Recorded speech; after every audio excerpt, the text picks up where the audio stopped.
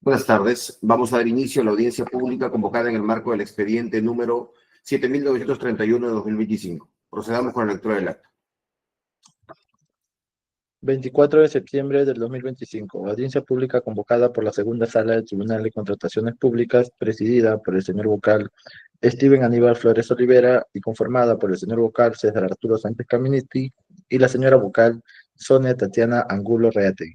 Expediente número 7931-2025 TCP sobre el recurso de apelación interpuesto por la empresa de transporte turístico Mavi Tours ERL en el marco del concurso público número 020-2024-CEDAPAL, convocado el 9 de julio del 2024 por el Servicio de Agua Potable y Alcantarillado de Lima CEDAPAL para la contratación del servicio de transporte del personal, ítem número 3, Servicio de Transporte de Personal, Gerencia de Servicios Norte.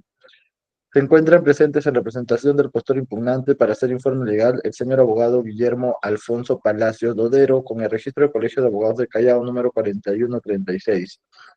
Y para hacer informe legal, el señor abogado Enzo Daniel Argañarás Luna, con el registro del Colegio de Abogados de Lima, número 7294-1170. Por otro lado, se encuentra presente representación del tercer administrado Transportes Carmelo SRL, para hacer informe de hechos, la señora Lucía de los Ángeles García Baltazar, con el número de DNI 4315-7252. Finalmente, se encuentran presentes en representación de la entidad para hacer informe legal la señora abogada Grecia Michelle Sumaeta Calienes, con el registro del Colegio de Abogados de Lima número 965, y para hacer informe de hechos el señor Brian Andrés Sánchez Chávez, con el número de DNI 73003456. Se deja constancia que la audiencia pública se lleva a cabo en plan de la aplicación interna de Google Meet y es grabada haciendo uso de la tecnología habilitada por el Tribunal de Contrataciones Públicas. La presente acta será suscrita de manera electrónica únicamente por los vocales integrantes de la sala y el secretario del Tribunal de Contrataciones Públicas. Firma el presente decreto el abogado Hans Grover Loja Rabanal como secretario técnico del Tribunal de Contrataciones Públicas en reemplazo de la doctora Carola Patricia Cucat Vilches. Muchas gracias. Se concede el uso de la palabra por el espacio de 10 minutos a los representantes del postor impugnante. Adelante, doctor Palacios y o señor Argañarás. Muchas gracias, señor presidente, señores vocales. Bueno, esta apelación es, en el fondo, de naturaleza similar a la que acabamos de ver hace unos minutos. Entonces, algunas de las cosas que ya se han dicho no las vamos a poder repetir, no las vamos a repetir ahora por una cuestión de tiempo, ¿no? Lo importante aquí, si pudiéramos ir avanzando, Enzo, con la siguiente, lo importante, ya sabemos cuáles son las pretensiones y que nosotros estamos cuestionando el otorgamiento de esta buena PO en la medida que afirmamos que Transportes del Carmelo no ha cumplido con la totalidad de los requisitos de calificación que establecían las bases de este proceso. El centro, entonces, de nuestra apelación es señalar específicamente eso, que no se ha cumplido con la totalidad de los requisitos de calificación. Si podemos avanzar 2 diapositivas, Enzo, en la siguiente, y nos queremos detener aquí, ¿no? Exactamente, nos queremos detener acá, que es el numeral 911 de las bases, donde establecían cuáles eran los términos de referencia y cuáles eran las características principales que todos los postores estábamos obligados a consignar en nuestra oferta, ¿no? Y con respecto a las dimensiones del ómnibus, ahí nuevamente lo podemos ver, tanto la parte numeral, la extensión, como la unidad de medida. Eso era lo que estábamos obligados todos los postores. En ninguna parte de las bases se indican que esto tenía que ser cumplido parcialmente, o se indica que esto podía intuirse como aparentemente la entidad, la CEDAPAL, lo quiere decir que se podía intuir, o como dice también Transporte del Carmelo, que bueno, pues tienen que ser metros, no pueden ser de otra manera, no. O como también la entidad CEDAPAL dice que en base al anexo número 3 del compromiso del cumplimiento de todas las especificaciones técnicas, ya no era, esa es una interpretación nuestra, ya no era necesario poner ahí la unidad de medida, porque quedaba claro a qué nos estábamos refiriendo.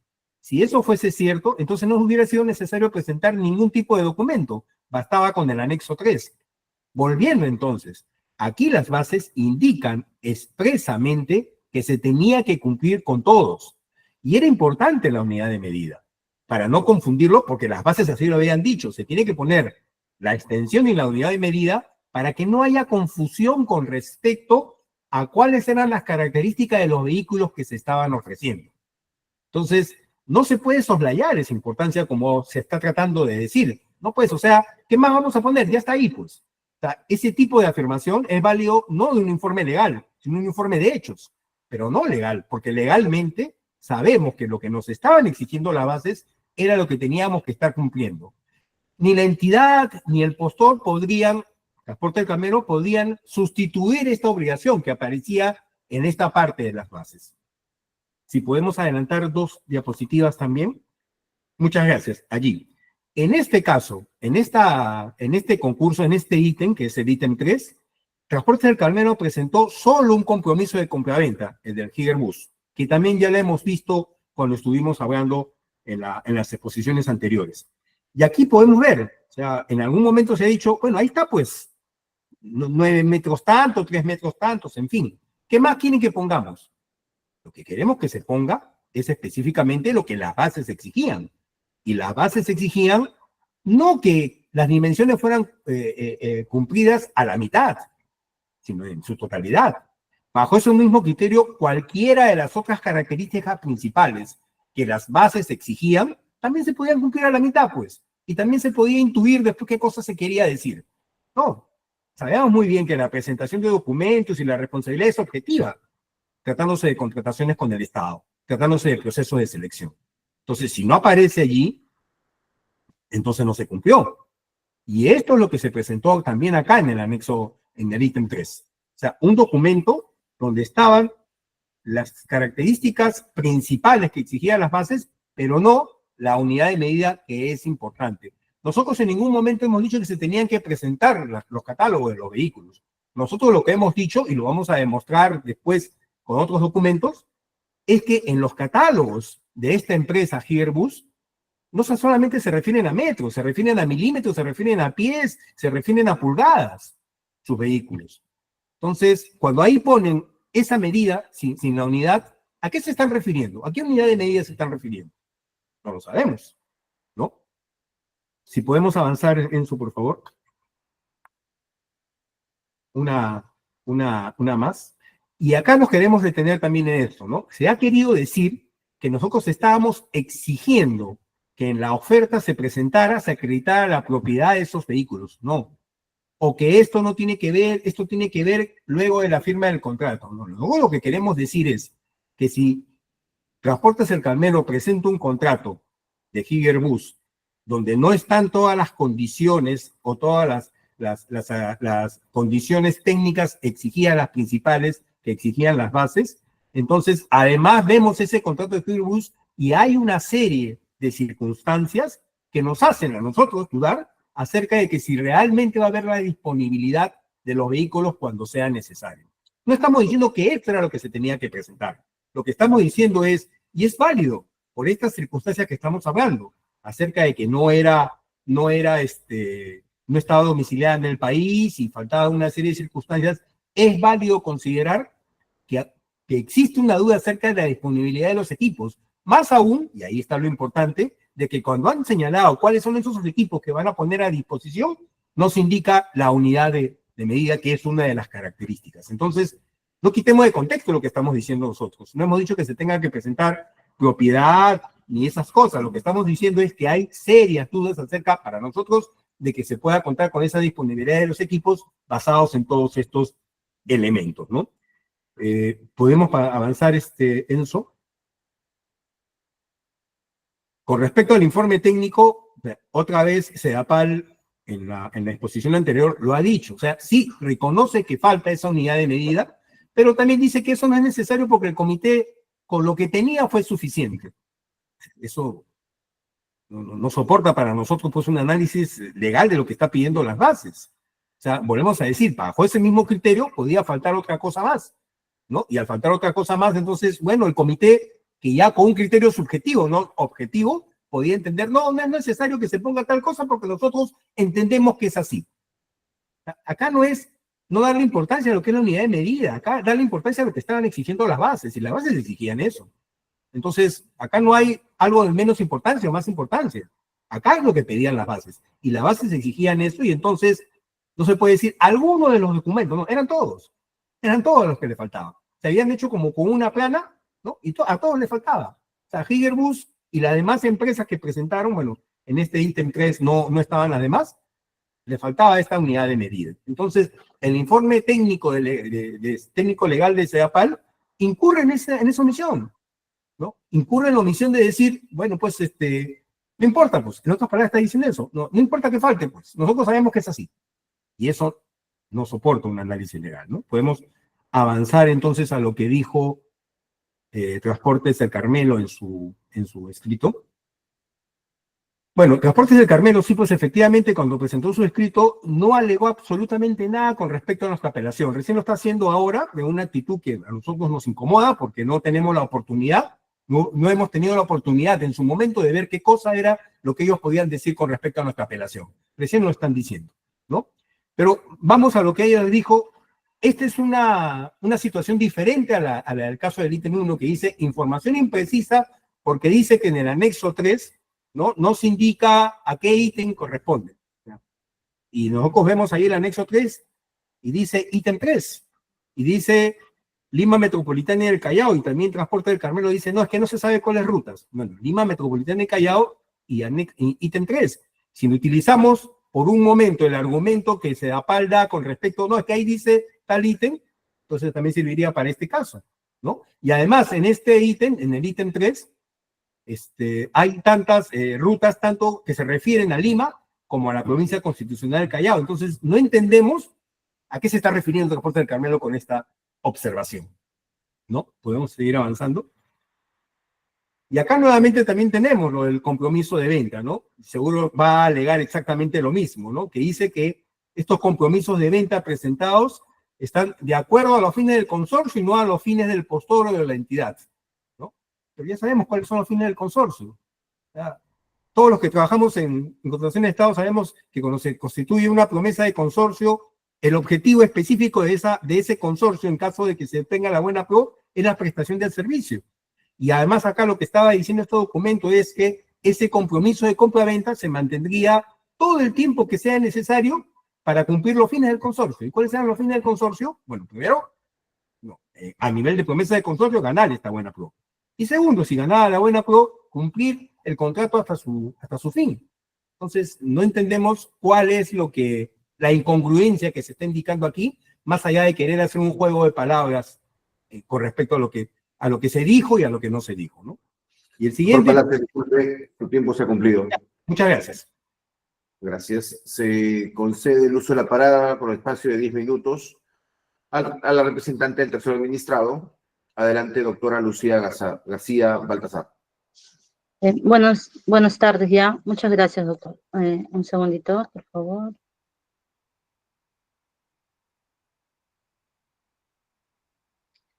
Buenas tardes con todos. Bueno, como ya también lo ha mencionado el representante del impugnante, este es otro ítem que ya hemos tenido una audiencia previamente y bueno, tienen los mismos argumentos infundados y sin evidencia, ¿no?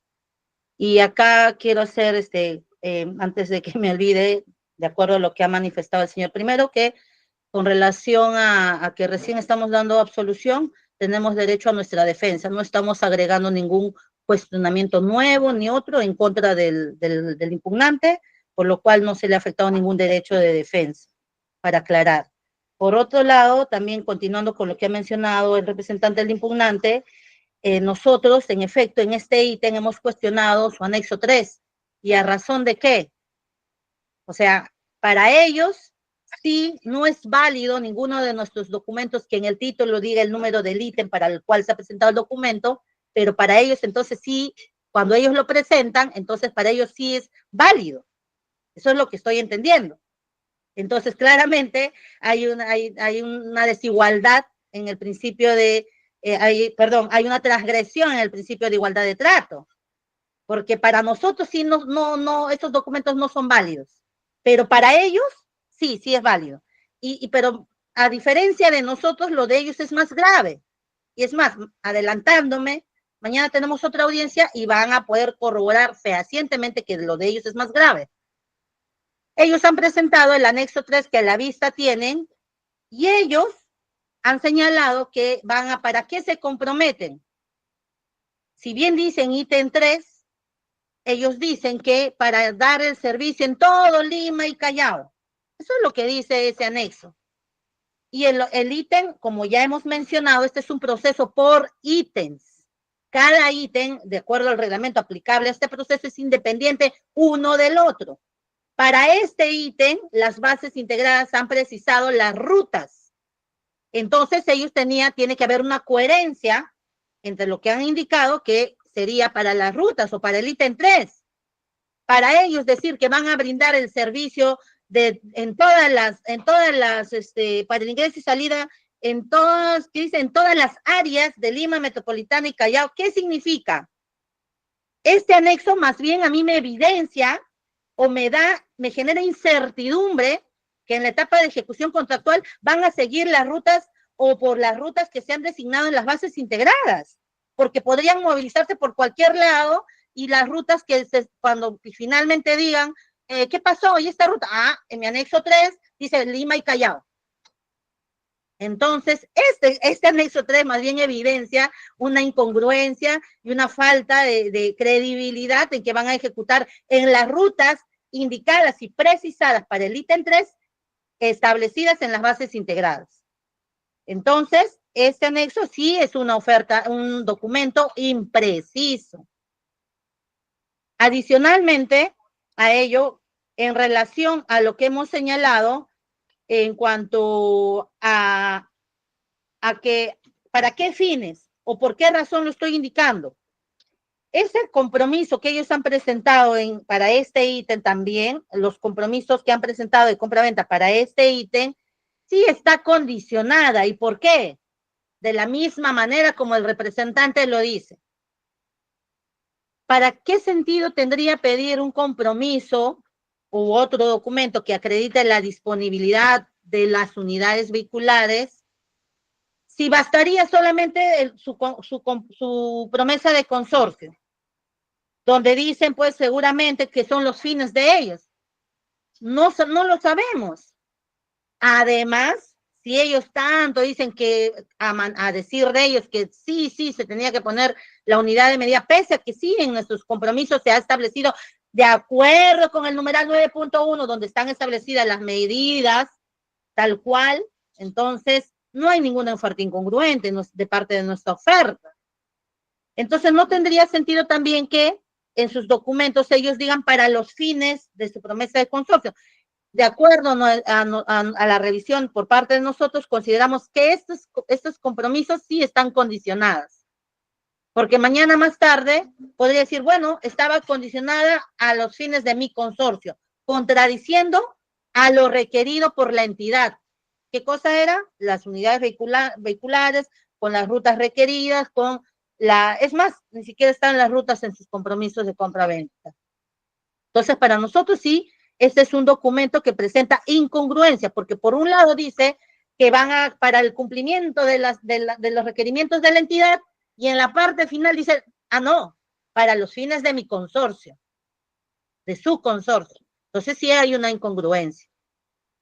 De otro lado, como ya hemos señalado, en este caso corresponde dos cosas. Primero, que con relación al cuestionamiento sobre su ISO presentado, que en efecto le quiten los 2 puntos que le han dado, pero también que se le disponga, se le abre o se inicie por presentación de documento inexacto. ¿Por qué?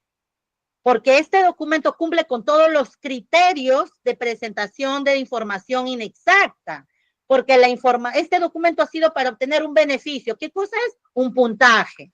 ¿Este documento es congruente con la realidad? No es congruente con la realidad.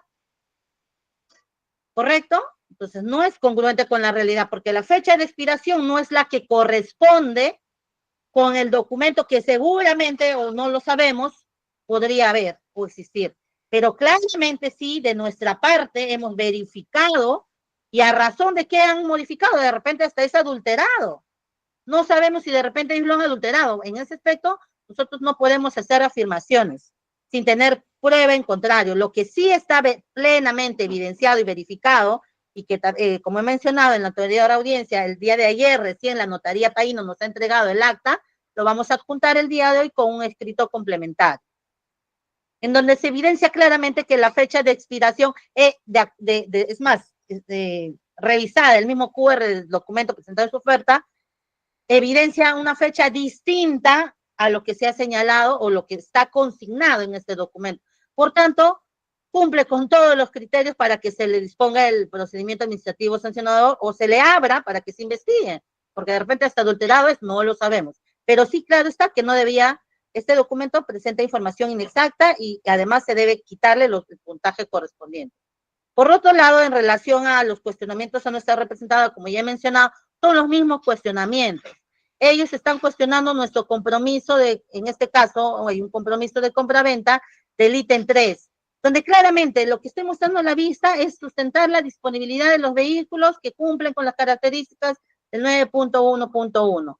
¿Qué dice nuestro compromiso? Hairbus declara que cumple con todas las características, sustentando la disponibilidad y que cumple con las características principales de conformidad con el numeral 9.1.1. Entonces, además se ha puesto las dimensiones. Ahí están las dimensiones, tal cual las mismas que dice para las rutas. ¿De qué? Del ítem 3. Y adicionalmente hemos puesto las rutas. Nosotros más bien hemos precisado, dado información mayor. Ellos se han comprometido a entregar unidades vehiculares, no sabemos si para esas rutas. Peor aún, que en su anexo 3 han dicho para todo Lima y Callao. Entonces, más bien sus compromisos de ellos, y además que está condicionada. Eso sí podría generar una repercusión en la etapa de ejecución contractual. ¿Correcto? De otro lado, también ellos han cuestionado, como ya hemos mencionado, todos los cuestionamientos hacen referencia a una etapa distinta de la presentación de oferta, ¿no? Que es para la etapa de ¿qué? De ejecución contractual. Y como ya le hemos mencionado, este era un proceso por 4 ítems. Ellos han hecho 3. El ítem 4 ya hemos contratado. Entonces, ellos, además, todos, bueno, los que sabemos un poco de la normativa, sabemos que si nuestra representada no suscribe el contrato, va a tener una infracción. Si no presenta la documentación, va a incurrir en penalidades. Entonces, ¿qué beneficio podría tener nuestra representada de querer contratar de algo que no le va a generar pérdidas?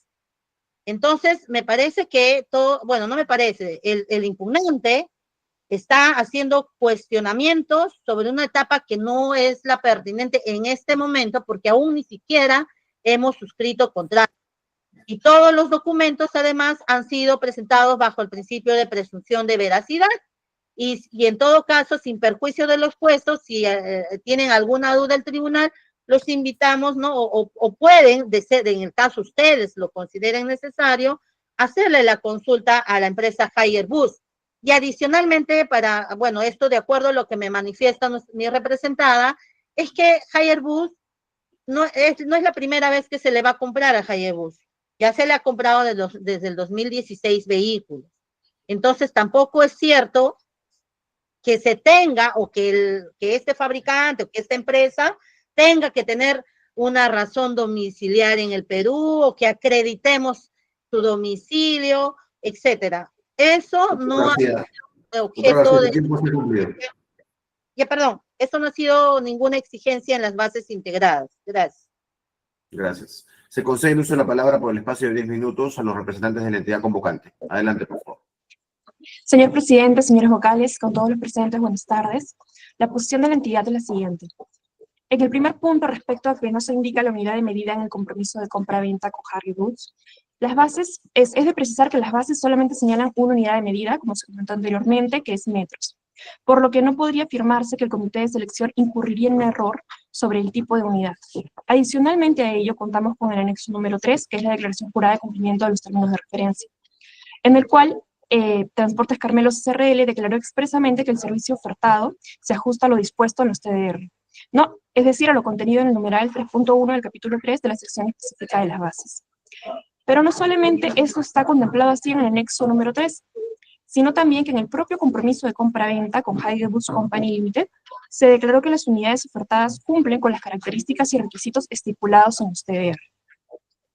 Aun cuando no se consigna la unidad de medida, las bases no exigían, ya se comentó también anteriormente en la audiencia previa, un formato único de presentación, sino que se acredite. Lo que sí requerían las bases era la acreditación de la disponibilidad de vehículos que cumplen con las condiciones requeridas en el 9.11, condiciones mínimas. Numeral que está señalado en el compromiso de compra-venta, en el cual el adjudicado declara, ¿no?, que las unidades ofertadas estarían cumpliendo con lo estipulado en los TDR. Entonces, no es simplemente que esto se ha consignado o se está presumiendo por un anexo número 3, declaración jurada en base al principio de presunción de veracidad, sino es que también es señalado como tal en el compromiso de compra-venta.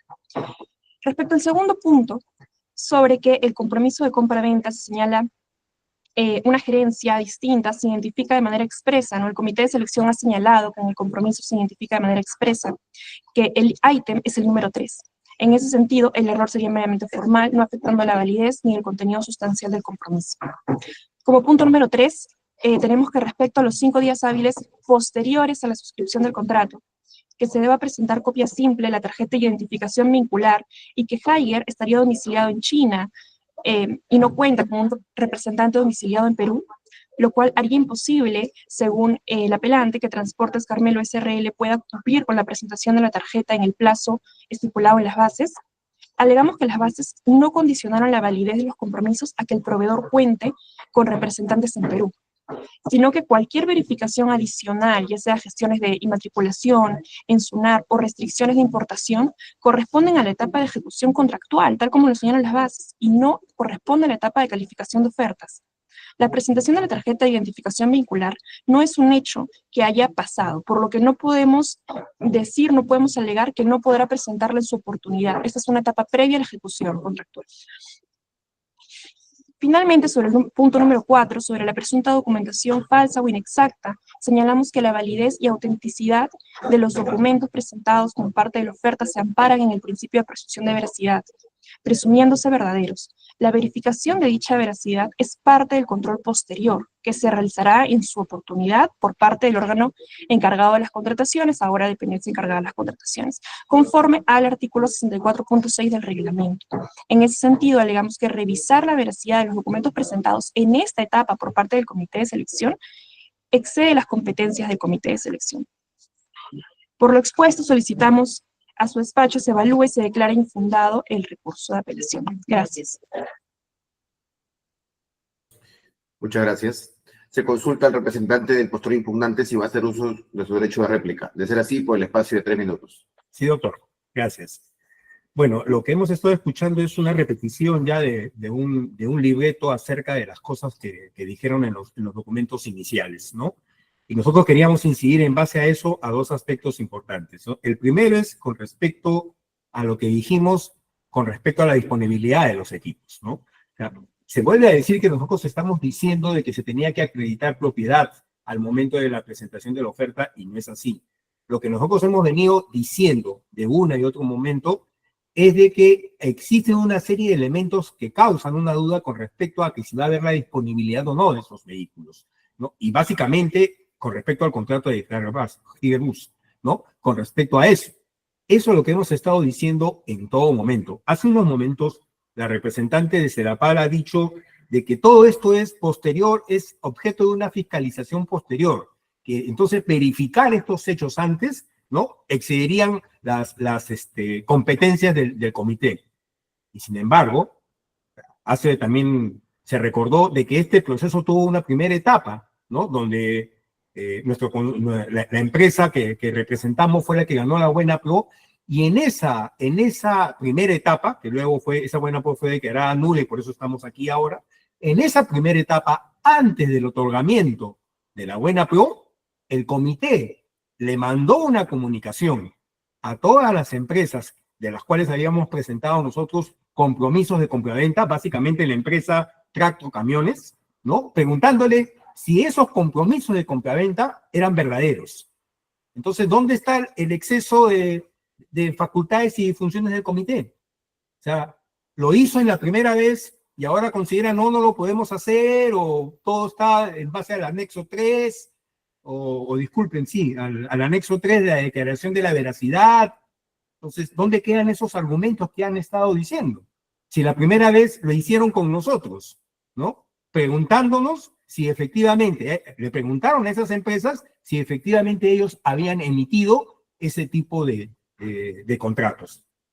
Y por eso también, dentro de este sentido que vemos nosotros de que no está adecuadamente sustentado la disponibilidad, tenemos que hablar con respecto a la importación de esos vehículos. Ellos están presentando modelos del año 2021 y ya sabemos, como no están diciendo si los vehículos están acá o están afuera, ya sabemos que no se pueden importar vehículos del año 2021 por la legislación aplicable a esas circunstancias.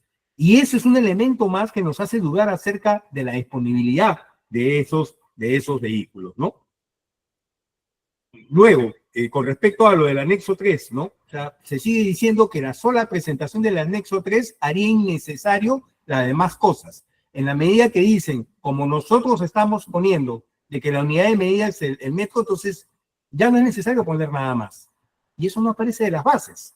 En las bases están exigiendo que pongamos eso. Y nosotros diligentemente lo pusimos. Sin embargo, Transportes El Carmelo no lo pone, ¿no? Y lo que hace el comité es decir, como hay un anexo 3 y como hay una presunción de la veracidad, ya no se requiere eso, ¿no? Entonces, es importante entonces que tengamos en cuenta estos elementos, señor presidente, al momento de la solución que se le dé a este caso, ¿no? Muchas gracias.